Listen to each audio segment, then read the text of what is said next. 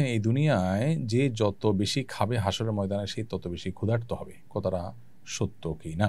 এই মর্মে মুসনাদে বাজ্জার একটি হাদিস রয়েছে।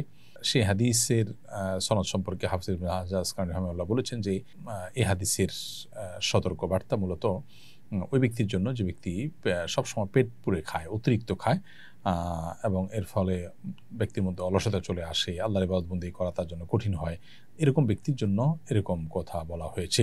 মাঝে মধ্যে বা কখনো কখনো পেট পুরে বা তৃপ্তি সহকারে খেলে সেটা মৌলিকভাবে নিষিদ্ধ কোনো বিষয় নেই। হাদিসের ভাষ্যটা হলো সালমান ফারসি রাদিয়াল্লাহু তাআলা থেকে বর্ণিত।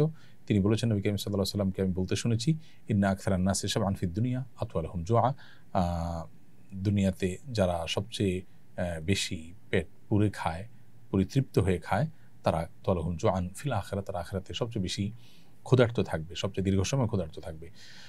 তো এই ধরনের হাদিস আরও বিভিন্ন বর্ণনা রয়েছে এবং হাদিসটি আপনার হাসান পর্যায়ের এবং এর আরও বিভিন্ন সওয়াহিদ তাদের সমপর্যায়ের আরও কয়েকটা বর্ণনা রয়েছে। মৌলিকভাবে হাদিসটি গ্রহণযোগ্যতার লেভেল পর্যন্ত যায়, তার মর্মন্তদের গ্রহণযোগ্যতার লেভেল পর্যন্ত যায়, কিন্তু এখানে উদ্দেশ্য হলো যারা সব সময় পেট পুরেই খায় এবং অতিরিক্ত পেট পুরে খাওয়া, এটা মানুষের আলস্য ইত্যাদি আনার কারণে মূলত হাদিসে উৎসাহিত করা হয়েছে। মৌলিকভাবে মাঝে মধ্যে পেট পুরে খাওয়া বা পরিপূর্ণ পেটে খাওয়া নিষিদ্ধ নয়, তবে পেট খালি রেখে খাওয়া এটাই হলো সুন্নাহ এবং নবী সাল্লাল্লাহু আলাইহি ওয়াসাল্লামের আদর্শ, এবং এটা আমাদের স্বাস্থ্যের জন্য অধিকতর উপযোগী।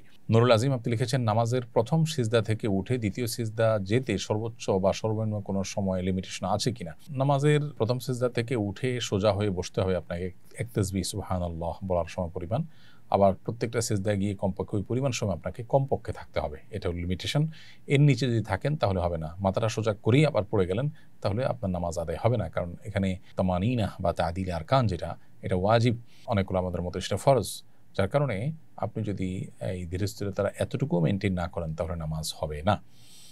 তো এই জন্য একটা তাসবিহ পরিমাণ সময় কমপক্ষে আপনাকে দুই সিজদার মাঝখানে সোজা হয়ে বসে অপেক্ষা করতে হবে, আবার সিজদায় কমপক্ষে পরিমাণ সময় থাকতে হবে। আর যত বেশি সময় থাকবেন নামাজের কোয়ালিটি তত ভালো হবে, নামাজ তত মানসম্মত হবে। আইয়ুব আলী ইমরান আপনি লিখেছেন, অফিসের কোনো জিনিস কি নিজের পার্সোনাল কাজে বা অফিসের বাইরের সময় ব্যবহার করা যাবে, যেমন টিস্যু, বিস্কুট, ছাতা, সেফটি জ্যাকেট ইত্যাদি? এই বিষয়গুলো নির্ভর করে অফিসের পলিসির উপরে। অফিস কর্তৃপক্ষ যে পলিসি নির্ধারণ করবেন সেটা মেনে চলতে হবে। যেমন তারা যদি বলেন বা তাদের পলিসিতে যদি উল্লেখ করা থাকে যে অফিসের ছাতা, জ্যাকেট এগুলো অফিস টাইমে শুধু ব্যবহার করতে হবে, পার্সোনাল টাইমে বা পার্সোনাল কাজে এগুলো ব্যবহার করা যাবে না, তাহলে সেটাই মেনে চলতে হবে। আর যদি অফিস এগুলোর উপরে অনুমোদন করে, অনেক সময় দেখা যায় যে এগুলো কাউকে দিয়ে দেওয়া হয় আর এগুলো ব্যাক নেওয়া হবে না এবং ফেরত নেওয়া হয় না, এবং অনেক সময় দেখা যায় যে বছরে একটা করে পায়, এরকম যদি হয় তাহলে সেক্ষেত্রে বিষয়টা সম্পূর্ণ তার উপর নির্ভর করে, এটা তাকে ব্যবহার করতেই দেওয়া হয়েছে, সেই হিসেবে ব্যক্তিগত কাজে তিনি ব্যবহার করতে পারবেন।